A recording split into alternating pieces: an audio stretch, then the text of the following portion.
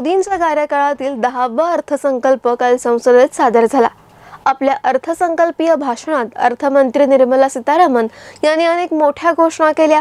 अशीच एक मोठी घोषणा करण्यात आली ती डिजिटल करन्सी बाबत। आरबीआय कडून डिजिटल करन्सी आणली जाणार असल्याची घोषणा त्यांनी केली। डिजिटल इकॉनॉमी मधलं हे क्रांतिकारी पाऊल ठरेल असं सरकारचं म्हणणं आहे। मात्र ही डिजिटल करन्सी म्हणजे काय?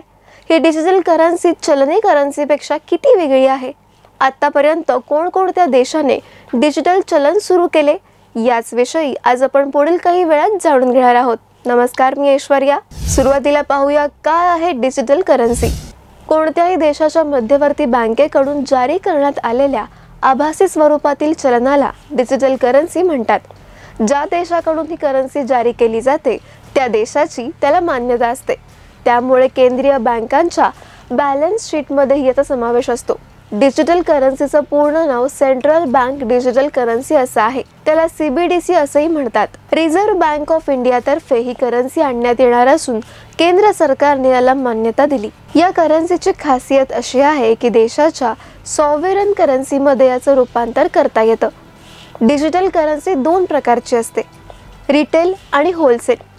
रिटेल डिजिटल करन्सीचा उपयोग सामान्य माणसं आणि कंपन्या करतात, तर होलसेल डिजिटल करन्सीचा उपयोग आर्थिक संस्थांद्वारे केला जातो। आरबीआयच्या प्रस्तावानुसार देशातील डिजिटल करन्सी ही बँक नोटाप्रमाणेच असते। याचा अर्थ त्याच्याकडे बँक नोटांप्रमाणे पाहिले जाईल।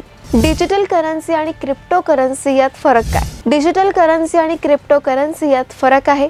सर्वात मोठा फरक हा की डिजिटल करन्सीला संबंधित देशाची मान्यता असते, कारण ही करन्सी मध्यवर्ती बँककडून जारी केली जाते। यात कोणत्याही प्रकारची जोखीम नसते। तर क्रिप्टो करन्सी ही एक प्रकारे मुक्त असलेली ॲसेट आहे। ही कोणत्याही देशाच्या किंवा सरकारच्या नियंत्रणात नाही। बिटकॉइन सारखी क्रिप्टो करन्सी डिसेंट्रलाइज्ड आहे।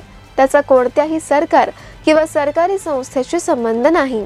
अर्थसंकल्पातील घोषणेचा अर्थ काय? अर्थसंकल्पातील घोषणा मूलतः क्रिप्टो करन्सी आणि इतर आभासी चलनांवर सरकारचा हेतू व्यक्त करते।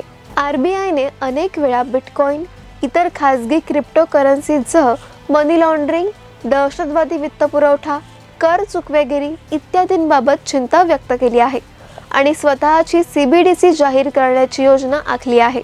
CBDC कोण सुरू करणार? केंद्रीय अर्थमंत्री निर्मला सीतारामन यांनी सांगितलं की डिजिटल करन्सी ब्लॉकचेन टेक्नॉलॉजी आणि इतर टेक्नॉलॉजीद्वारे आणण्यात येईल। नव्या आर्थिक वर्षात भारतीय रिझर्व्ह बँक याची सुरुवात करणार आहे, अशी ही घोषणा त्यांनी केली। करन्सी आल्यानंतर ग्राहकांना खिशात किंवा पाकिटात नोटा घेऊन फिरण्याची गरज भासणार नाही। तुम्ही डिजिटल रुपीच्या माध्यमातून पेमेंट करू शकता आणि खरेदी करू शकता, असे केंद्र सरकारने सांगितले। डिजिटल करन्सीची गरज काय? सेंट्रल बँक डिजिटल करन्सी सुरू केल्याने डिजिटल अर्थव्यवस्थेला मोठी चालना मिळेल।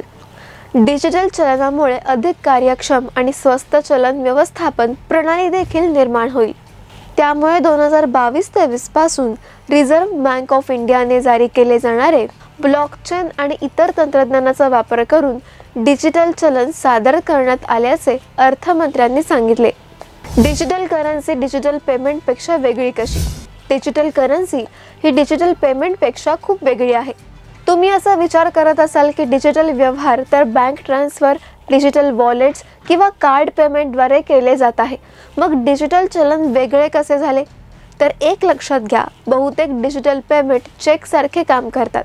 तुम्ही बँकेला सूचना देता, ते तुमच्या खात्यात जमा केलेल्या रकमेतून व्यवहार करते। अनेक संस्था, लोक प्रत्येक डिजिटल व्यवहारात सामील असतात, जे की प्रक्रिया पूर्ण करतात। तर जेव्हा तुम्ही डिजिटल चलनाबाबत बोलता तेव्हा तुम्ही पैसे दिले आणि दुसऱ्या व्यक्तीला ते मिळाले, हेच याचे वैशिष्ट्य आहे। सध्या होत असलेला डिजिटल व्यवहार म्हणजे बँकेच्या खात्यात जमा झालेल्या पैशांचे हस्तांतरण आहे। मात्र CBDC चलनी नोटांची जागा घेणार आहे। कोणत्या देशाने डिजिटल चलन सुरू केले आहे का? तर याचं उत्तर हो असं आहे।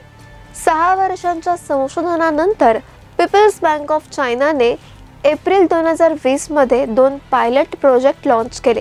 लॉटरी पद्धतीने युआनचे वितरण करण्यात आले। चीनमध्ये 3450 कोटी डिजिटल युआन म्हणजे 40,000 कोटी रुपयांचे युटिलिटी बिले रेस्टॉरंट आणि वाहतुकी संदर्भात व्यवहार झाले आहेत. बहामास सारख्या छोट्या देशांनी अलीकडेच CBDC म्हणून सँड डॉलर लॉन्च केले आहे. जानेवारी 2021 मध्ये बँक ऑफ इंटरनॅशनल सेटलमेंट्सने नोंदवले की जगभरातील 86% केंद्रीय बँका डिजिटल चलनावर काम करत आहेत.